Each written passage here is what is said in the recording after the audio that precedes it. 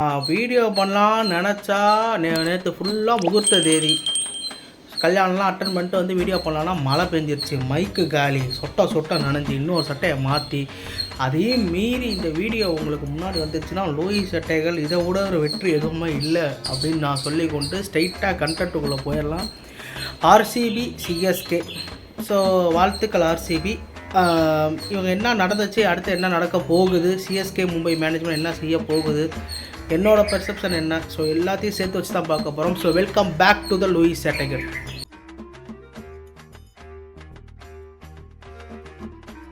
முதல்ல இந்த match RCB அப்படிங்கிறது ஒரு 1% மட்டும்தான் வந்து உள்ளே வரதா இருந்துச்சு. இப்போ நம்ம என்ன பண்ணியிருப்போம், நம்ம மேட்ச் பார்க்குறப்ப நம்மக்கிட்ட ஒரு ஆர்சிபி ஃபேன் வந்து ஒருத்தர் இருப்பான், அவனை வந்து நம்ம கணக்கே போட்டிருக்க மாட்டான். ரீசன் என்னென்னா ஆர்சிபி விளையாண்ட அந்த மேட்சஸோட ரிசல்ட் அப்படி 8 மேட்ச்சுக்கு ஒரு மேட்ச் தான் ஜெயிச்சிருக்காங்க. மிச்சம் 7 மேட்ச்சுக்கு ஒன்றும் 8 மேட்ச்சுக்கு ஒரு மேட்ச் ஜெயிச்சுட்டு மிச்சம் 7 மேட்ச் தோற்றுருக்காங்கிறப்ப பிளே ஆஃபோட கனவுங்கிறது ஒன்றுமே அவன் சிந்திக்கவே கூடாது, பேசாமல் இருடான்னு நம்ம சொல்லியிருந்திருப்போம். ஆனால் இன்றைக்கி ஆர்சிபி வந்து ஒரு வச்சு செஞ்சு விட்டாங்க அப்படின்னு தான் நம்ம சொல்லி ஆகணும். உண்மையாக ஒத்துக்குவாங்க சிஎஸ்கே ஃபேன்ஸை எல்லாருமே.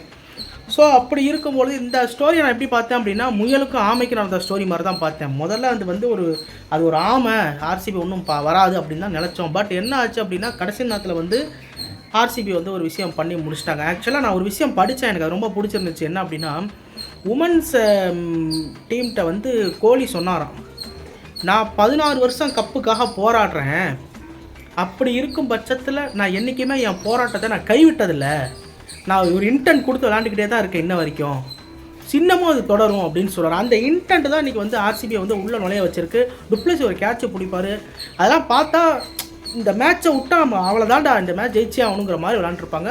ஸோ ஆர்சிபி நீங்கள் உள்ளே போயிருக்கீங்க, கப் அடிச்சிங்க அப்படின்னா வாழ்த்துக்கள் தான். ஸோ முதல்ல பிளே ஆஃப்குள்ளேயே போயிட்டீங்க, தொடர்ந்து ஒரு 5-6 மேட்ச் ஜெயிச்சிருக்கீங்கன்னு நினைக்கிறேன். ஸோ அதுக்கே ஒரு வாழ்த்துக்கள். அடுத்து நம்ம சிஎஸ்கே பண்ண தவறுகள் அப்படின்னு நம்ம சொல்லணும் அப்படின்னா, ஃபஸ்ட்டு எடுத்தோன்னே இந்த மேட்ச் வந்து ஜெயிக்கணும்னு விளாட்ல. அவங்களுக்கு வந்து இந்த 18 ரன் 19 ரன் வித்தியாசத்தில் வந்து ஆர்சிபி ஜெயிக்கணும் அப்படிங்கிறப்ப அதை நோக்கி தான் அவங்க டார்கெட் பண்ணாங்களே ஒழிய டார்கெட்டுக்கே போகலை.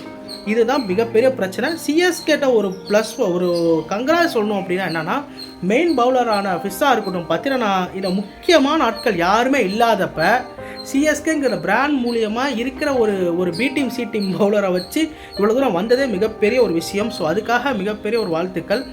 இன்னொரு மிகப்பெரிய ஒரு தவறு என்ன சிஎஸ்கே பண்ணுச்சு அப்படின்னா, ஃபஸ்ட்டு இந்த பேட்ஸ்மேனை வந்து எப்போதுமே வந்து ஒரு ஃபாரின் பிளேயர் ஒன்று வச்சுருப்பானுங்க சிஎஸ்கே. நம்ம ஓப்பனிங்கு வந்து இன்னொரு எண்டில் வந்து ஒரு ஸ்ட்ரைக்கில் வந்து நம்ம இந்தியா பிளேயர் விளையாடுவாங்க. அப்படி விளையாடுற பட்சத்தில் இது வரைக்கும் நம்மளுக்கு ஓப்பனர்ஸ்க்கு வந்து பிரச்சனையே இருந்திருக்காது. ரஹானே தூக்கிட்டு வந்து ஏன் உள்ளே உட்கார வச்சு செய்ன்னு நம்மளை செஞ்சாங்கன்னு தெரியல. ரெண்டாவது தாகூர், இது எப்போதுமே இந்த தாகூருங்கிற கேரக்டர் நம்மளை போட வந்து ஒரு கேரக்டர். தூபே அன்றைக்கி பண்ண தப்பு, 15 பாலுக்கு 7 ரன். எப்போ அடிக்கணுமோ அப்போ அடித்தா தான் பிக் பேட்ச் பிளேயர். அதை விட்டு நம்ம தேவையில்லாமல் அன்றைக்கெலாம் வந்து ஒரு கேட்ச் ஒன்று விட்டாப்ல ருத்ராஜ் கைக்வாட். இதெல்லாம் சேர்த்து தான் அன்றைக்கி வந்து ஒரு வாழும் பங்களாதேஷ் டீமாக வந்து விளாண்டது சிஎஸ்கே அணி. இதுதான் நிதர்சனமான உண்மை. தோனி அவுட் ஆனோடனே முடிஞ்சிடா அப்படின்னு நினச்சோம். பட் இருந்தாலும் இந்த தாகூர் ஒரு டாட் பால் வைப்பார், ஜடேஜாவே டென்ஷன் ஆயிடுவாப்புல. அதுக்கப்புறம் போன வருஷம் ஃபைனலில் குஜராத்து கூட எப்படி 2 பாலுக்கு 10 ரன் அடிக்கும், அதே மாதிரி ஒரு சூழ்நிலை. பட் எப்போவுமே அது பண்ண முடியாதுல்ல. ஸோ இந்த மாதிரி சிஎஸ்கே பல சர்க்கிள்கள், பல திறனல்கள். தோனி வந்து ஒரு கேப்டன்ஷிப் இல்லாமல் ருத்ராஜ் கைக்வாட் ஒரு கட்டுக்குட்டியாக பார்க்குறப்ப, இதோட ஃபஸ்ட்டு சீசன் அப்படிங்கிறப்ப. பட் இருந்தாலும் ஓகே, அவர் வந்து தெரிஞ்சுப்பார், ருத்ராஜை வந்து யாரும் மசைப்பட வேணாம் அப்படின்னு தான் நான் சொல்லுவேன். என்ன ரீசன்னா, ஒரு எப்படி சொல்கிறது, மிகப்பெரிய ஒரு தோனியோட அரியாசனம் அது வந்து இன்னொருத்தருக்கு கிடச்சிருக்கு. இதுக்கப்புறம் நீ தான் சிஎஸ்கே லீட் பண்ண போகிற அப்படிங்கிறப்ப சிஎஸ்கே டீமாக இருக்கட்டும், மும்பை டீமாக இருக்கட்டும், 2 டீம் மேனேஜ்மெண்ட்டுமே ஒரு முடிவு எடுத்துட்டாங்கன்னா அவங்க வந்து ஏப்பசல்பே கிடையாது. டக்குன்னு முடிவை மாற்றுறதுக்கு. இந்த சைடு ஹார்திக் பாண்டியா, இது ஒரு 7-8 வருஷத்துக்கு ஹார்திக் பாண்டியா தான், இந்த சைடு வந்து ருத்ராஜ் கைக்வாட். ஸோ 2 பேருமே இந்நேரம் வந்து முடிவு பண்ணி வச்சுருப்பாங்க மேனேஜ்மெண்ட் என்ன பண்ணணும் ஏது பண்ணணும். ஏன்னா அவங்க ஒரு கோர் டீமை செட் பண்ணிட்டாங்க அப்படின்னா, தொடர்ந்து தப்பு பண்ணுறியா, உனக்கு தொடர்ந்து ஒரு வாய்ப்பு கொடுத்துக்கிட்டே இருப்பேன் அப்படின்னு சொல்லி அந்த பிளேயருக்கு வாய்ப்பு கொடுத்துக்கிட்டு அவங்கள வந்து ஒரு சாம்பியனாக மாற்றுறது தான் சிஎஸ்கே மும்பை மேனேஜ்மெண்ட்டோட மிகப்பெரிய ஒரு ப்ளஸ் பாயிண்ட்டு. மற்ற டீம்லாம் எடுத்துக்கோங்க, பஞ்சாப் எடுத்துக்கோங்க, டெல்லி எடுத்துக்கோங்க, முடிவை மாற்றிக்கிட்டே இருப்பாங்க. ஒரு சீசன் ஒருத்தர் நல்லா பண்ணலையா டக்குன்னு என்ன பண்ணுவானுங்க, டக்குனு முடிவை மாற்றுவானுங்க. ஆனால் சிஎஸ்கே மும்பை மேனேஜ்மெண்ட் இப்போ தொடர்ந்து 2 வருஷம் 2 டீமே கப் அடிச்சுக்கிட்டே இருக்குது. அடிச்சிட்டு இருக்கப்ப நடுவில் ஏதாவது ஒரு டீம் வந்து உள்ளே நுழைஞ்சு கப் அடிக்க பார்த்தீங்க, அந்த மாதிரி சீசன் தான் இந்த டீம். ஸோ சிஎஸ்கே டீமாக இருக்கட்டும், மும்பை டீமாக இருக்கட்டும், தயவு செஞ்சு யாரும் கவலைப்பட வேண்டாம். இது ஜஸ்ட் ஒரு ட்ரையல் வெர்ஷன் மாதிரி தான். ரெண்டு பேருமே டெபியூட் கேப்டனாக விளாண்டுட்டு இருக்காங்க.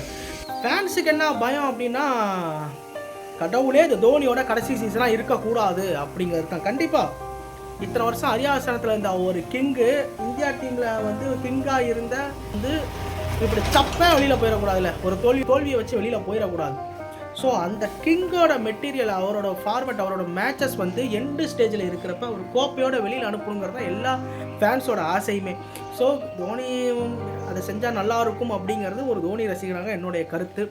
ஸோ ஆர்சிபி உள்ளே போயிட்டீங்க, இப்போ தோனி வந்து கை கொடுக்கல அப்படின்னு சொல்லிட்டு ஒரு கான்ட்ராவர்சி போயிட்டுருக்கு. அதுக்கு 2 சார்பாகவும் சொல்லியிருக்காங்க. ஒருத்தவங்க வந்து தோனிக்கு வந்து கால் வலிக்குது, அவர் ரொம்ப நேரம் நின்றுக்கிட்டே இருந்தார், பிளேயர்ஸாக செலிப்ரேஷனில் இருந்தாங்க, ஸோ அவங்களோட அந்த வைப்பு குறைஞ்சி வரத்துக்குள்ளே அவர் ரொம்ப நேரம் நின்றுக்கிட்டே இருந்தார், அவங்க தோனியை கண்டுக்கல. ஸோ அதுக்கப்புறம் அவர் 2 பேரும் கை கொடுத்துட்டு உள்ளே போயிட்டாருன்னு சொல்கிறாங்க. இன்னொருத்தங்க என்ன சொல்கிறாங்க அப்படின்னா, தோனி வந்து மேட்ச் ஒருத்த கடுப்பில் வந்து கை கொடுக்காமல் போயிட்டாரு அப்படின்னு சொல்கிறாங்க. உண்மையை சொல்கிறேன், தோனி தோற்று எவ்வளோ தான் இருந்தாலும் ரியாக்ஷனே கொடுக்காத ஒரு மனுஷன். அவர் இப்படி பண்ணணுங்கிறதே அவசியமே கிடையாது.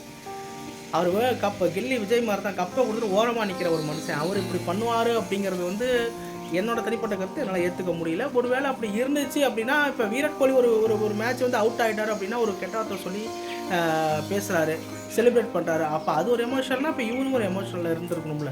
இவருக்கு மட்டும்தான் எமோஷனல் வரணுங்கிறது அவசியம் கிடையாது. ஸோ விராட் கோலி, உங்களோட அந்த சான்ஸை வந்து நீங்கள் வந்து விட்டுறாதீங்க, அடித்து கப்படிக்கணும்னு சொல்லி நாங்களும் வேண்டிக்கிறோம். சிஎஸ்கே ரசிகர்கள் சார்பாக, மும்பை ரசிகர்கள் சார்பாக வேண்டிக் கொள்கிறோம். போய் நீங்களாவது அடிங்க, அவ்வளோதான் நாங்களும் சொல்கிறோம். ஸோ ஆர்சிபி வந்து இப்போ செலிப்ரேட் பண்ணுது அப்படின்னா, மேட்ச் ஜெயிச்சு முடிச்சுட்டு செலிப்ரேஷன் இந்த கையெல்லாம் கொடுத்துட்டு அதுக்கப்புறம் போனால் பரவாயில்ல. அவங்க இன்னமும் வந்து சிஎஸ்கே வந்து ஒரு மிகப்பெரிய டீம் நம்ம சாச்சிட்டோம் அப்படிங்கிற ஒரு பார்வையில் பார்த்துக்கிட்டு இருக்காங்க. இட்ஸ் ஆல் ஓகே, இதெல்லாம் ஃபைனு. கிரிக்கெட்டுக்குள்ளே அந்த ஹீட் ஆஃப் த மூமெண்ட்ஸ் நடக்கிறது சகஜம் தான். ஸோ ஆர்சிபி உங்களோட அந்த சான்ஸை வந்து, கோல்டன் சான்ஸை வந்து எலிமினேட்டரோட விட்டுறாதீங்க. பிக் மேட்சஸில் வந்து ப்ரெஷர் இல்லாமல் ஆடுங்க, பாருங்கள். இருக்கிற 3 டீமுமே சரியான டீமு, ஆர்ஆராக இருக்கட்டும், எஸ்ஆர்ஹெச், கேகேஆர். ஸோ இதெல்லாம் நீங்கள் சாட்சி தான் ஆகணும் கண்டிப்பாக. ஸோ பண்ணுங்கள், நல்லபடியாக பண்ணுங்கள்.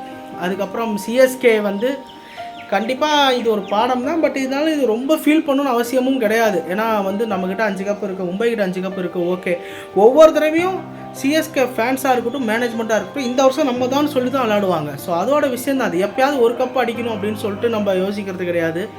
ஒவ்வொரு தடவையும் நம்ம கப் அடிக்கணும் அப்படின்னு சொல்லிட்டு தான் சிஎஸ்கே மும்பை வந்து டார்கெட் பண்ணிக்கிட்டே இருக்கும். ஸோ இது வந்து ஒரு பாடம் தான். கண்டிப்பாக வந்து கம்பேக் கொடுத்துருவாங்க.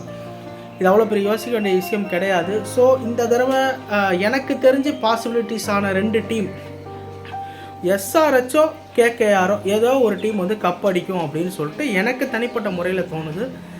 உங்களுக்கு ஏன்னா இப்போ ராஜஸ்தானும் பெங்களூரும் என்ன பண்ணுவாங்க அப்படின்னா, இந்த மாதிரி மேட்சஸில் நல்லா கம்பேக் கொடுத்துருவாங்க. ஆனால் அவங்களோட எக்ஸ்பீரியன்ஸாக இருக்கட்டும், ப்ரெஷராக இருக்கட்டும், அந்த ஃபைனலு, அந்த செமிஃபைனலு, அந்த எலிமினேட்டரில் வந்து அவங்க என்ன பண்ணுவாங்க அப்படின்னா ப்ரெஷர் ஆயிடுவாங்க.